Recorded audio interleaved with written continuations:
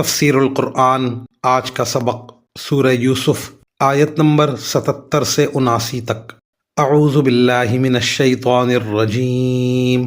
بسم اللہ الرحمن الرحیم۔ قالوا ان يسرق فقد سرق اخ له من قبل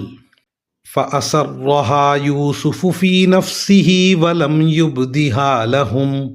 قال أنتم شر مكانا والله أعلم بما تصفون قالوا يا أيها العزيز إن له أبا شيخا كبيرا فخذ أحدنا مكانه إنا نراك من المحسنين قال معاذ الله أن نأخذ إلا من وجدنا متاعنا عنده إنا إذا لظالمون۔ ترجمہ: بہرحال وہ بھائی بولے کہ اگر اس بنیامین نے چوری کی ہے تو کچھ تعجب نہیں، کیونکہ اس کا ایک بھائی اس سے پہلے بھی چوری کر چکا ہے۔ اس پر یوسف نے ان پر ظاہر کیے بغیر چپکے سے دل میں کہا کہ تم تو اس معاملے میں کہیں زیادہ برے ہو، اور جو بیان تم دے رہے ہو اللہ اس کی حقیقت خوب جانتا ہے۔ اب وہ کہنے لگے کہ اے عزیز، اس کا ایک بوڑھا باپ ہے، اس لیے اس کی جگہ ہم میں سے کسی کو اپنے پاس رکھ لیجئے، ہم آپ کو ان لوگوں میں سے سمجھتے ہیں جو احسان کیا کرتے ہیں۔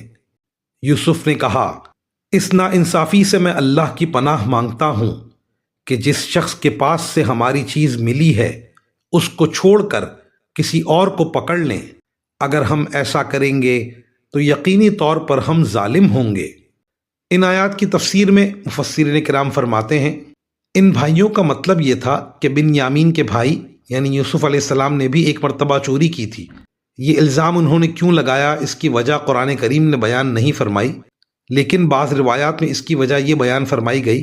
کہ حضرت یوسف علیہ السلام کی والدہ ان کے بچپن میں ہی وفات پا گئی تھی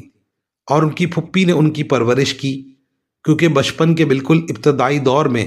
بچے کی دیکھ بھال کے لیے کسی عورت کی ضرورت تھی،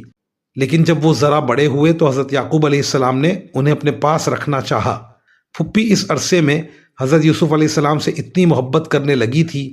کہ ان سے ان کی جدائی برداشت نہیں ہو رہی تھی، اس لیے انہوں نے یہ تدبیر کی کہ اپنا ایک پٹکا ان کی کمر سے باندھ کر یہ مشہور کر دیا کہ وہ چوری ہو گیا ہے۔ بعد میں جب وہ پٹکا حضرت یوسف علیہ السلام کے پاس سے برآمد ہوا تو حضرت یعقوب علیہ السلام کی شریعت کے مطابق انہیں یہ حق مل گیا کہ وہ حضرت یوسف علیہ السلام کو اپنے پاس رکھ لیں۔ چنانچہ جب تک وہ پھپھی زندہ رہیں اس وقت تک حضرت یوسف علیہ السلام ان کے پاس رہے۔ ان کی وفات کے بعد حضرت یعقوب علیہ السلام کے پاس آئے۔ یہ واقعہ ان کے بھائیوں کو معلوم تھا اور وہ جانتے تھے کہ در حقیقت پٹکا انہوں نے چوری نہیں کیا تھا، مگر چونکہ وہ حضرت یوسف علیہ السلام کے مخالف تھے اس لیے انہوں نے اس موقع پر چوری کا الزام بھی ان پر لگا دیا۔ مزید فرمایا کہ حضرت یوسف علیہ السلام نے اپنے بھائیوں کے بارے میں یہ سوچا کہ اس چوری کے معاملے میں جس کا الزام تم مجھ پر لگا رہے ہو تمہاری حالت کہیں زیادہ بری ہے، کیونکہ تم نے خود مجھے میرے باپ سے چرا کر کنویں میں ڈال دیا تھا۔